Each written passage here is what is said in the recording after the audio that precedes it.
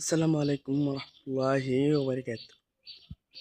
Guys, আপনাদেরকে আমি বলেছিলাম যে আমার চীনা বাচ্চা ফুটে বের হবে নাকি।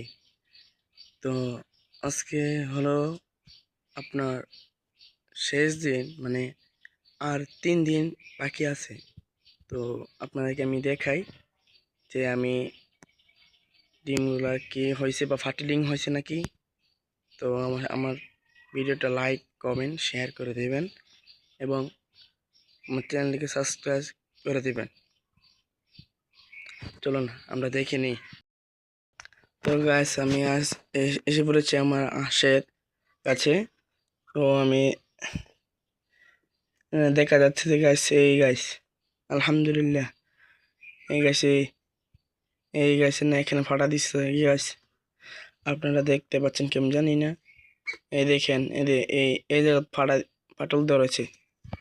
আর আরেকটি হাঁসকে আপনি নিয়ে যাচ্ছি এইখানে। আপনারা দেখলে অবাক হবেন যে ওই হাঁসের 4টা ডিম বা 5টা ডিম, আর এই হাঁসে এতগুলো ডিম কেন। কারণ ওই হাঁসের ডিম আমি দিয়েছিলাম বেশি, নষ্ট হয়েছে।